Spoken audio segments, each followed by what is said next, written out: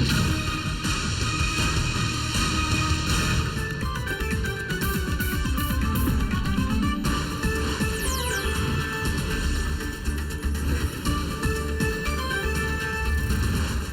ಡಿಬೇಟ್ಗೆ ಮತ್ತೊಮ್ಮೆ ಸ್ವಾಗತ. ಮಾಲಾ ಅವರೇ, ತಾವು ಏನು ಹೇಳ್ತೀರಿ? ತಾವು ಏನು ಮಾಡಬೇಕು ಅಂತೀರಿ?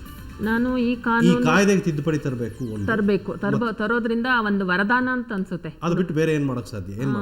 ಇದು ಬೇರೆ ಏನಂದ್ರೆ ಇದು ಬದಲಾವಣೆ ತರೋದ್ರಿಂದ ಎಲ್ಲರಿಗೂ ಒಳ್ಳೇದಾಗುತ್ತೆ. ಅದರಲ್ಲೂ ಗ್ರಾಮೀಣ ಹೆಣ್ಮಕ್ಳಿಗಂತೂ ತುಂಬಾನೇ ಅನುಕೂಲ ಆಗುತ್ತೆ. ಯಾಕೆಂದ್ರೆ ಅವರು ಮನೆ ಬಿಟ್ಟು ಹೊರಗಡೆ ಬಂದು ಕಂಪ್ಲೇಂಟ್ ಕೊಡೋಕ್ಕಾಗಲ್ಲ, ಮುಂದೆ ಕೋರ್ಟು ಕಚೇರಿ ತಿರ್ಗಕ್ಕಾಗಲ್ಲ ಅಂತ.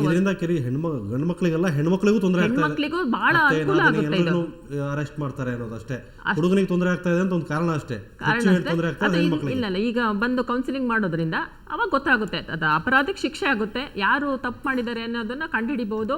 ಅವಳು ಯಾರು ಬರಲ್ಲ ಕೌನ್ಸಿಲಿಂಗು ಅಂತ ಅಂದ ತಕ್ಷಣ ಯಾರು ಕಂಪ್ಲೇಂಟ್ ಕೊಡೋಕ್ಕೆ ಬರಲ್ಲ ಅಂತ ನನ್ನ ಅಭಿಪ್ರಾಯ. ರೈಟ್ ಮೇಡಮ್, ತಾವೇನು ಹೇಳ್ತೀರಿ ಶಿವಕುಮಾರ್? ಏನು ಮಾಡಬೇಕು? ನಾನು ಹೇಳೋದೇನೆಂದರೆ, ಇವಾಗ ನಮ್ಮ ಕಾನೂನಿನ ದೃಷ್ಟಿ ಏನಿದೆ ಅಂತಂದರೆ, 1000 ಜನ ಅಪರಾಧಿಗಳು ತಪ್ಪಿಸ್ಕೊಂಡ್ರು ಒಬ್ಬ ನಿರಪರಾಧಿಗೆ ಶಿಕ್ಷೆ ಆಗಬಾರ್ದು ಅನ್ನೋದು ನಮ್ಮ ಕಾನೂನಿನ ಧ್ಯೇಯ.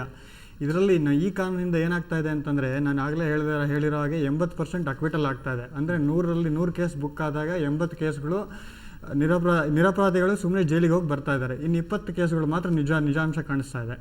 ಈ 80 ಕೇಸ್ಗಳು ಏನಾಗುತ್ತೆ, ಇತ್ಯರ್ಥ ಮೊದಲೇ ಜೈಲಿಗೆ ಹೋಗ್ತಾ ಇದ್ದಾರೆ. ಹೌದು, ಅದಕ್ಕೂ ಅವ್ರಿಗೆ ಎಲ್ಲಿ ನ್ಯಾಯ? ಸೊ ಹಾಗೆ ಅದು ಒಂದು. ಎರಡನೇದೇನಪ್ಪ ಅಂತಂದ್ರೆ, ಅನ್ನೋದಕ್ಕಿಂತ ಹರಾಸ್ಮೆಂಟ್ ಜಾಸ್ತಿ ಆಯ್ತು. ಕೋರ್ಟ್ಗೆ ಓಡಾಡೋಕ್ಕಿಂತ ಶಿಕ್ಷೆ ಮತ್ತಿನ್ಯಾವುದೂ ಇಲ್ಲ. ಸೊ ಈಗ ಯಾವುದೇ ಕೇಸ್ ಬುಕ್ ಆಗಿದ ತಕ್ಷಣ ಅದ್ರಲ್ಲಿ 5-6 ವರ್ಷ ಇಡೀ ಕುಟುಂಬ ವರ್ಗದವರೇ ಕೋರ್ಟ್ಗೆ ಓಡಾಡಬೇಕು. ಅದಕ್ಕಿಂತ ಹರಾಸ್ಮೆಂಟ್ ಇನ್ನಿದೆ. 300 ಕಿಲೋಮೀಟರ್ ಇರ್ತಾರೆ. ಯಾವತ್ತೋ ಒಂದು ದಿವಸ ಡೇಟ್ ಬರುತ್ತೆ, ಅಲ್ಲಿಂದ ಬರಬೇಕು, ಮತ್ತೆ ವಾಪಸ್ ಹೋಗಬೇಕು.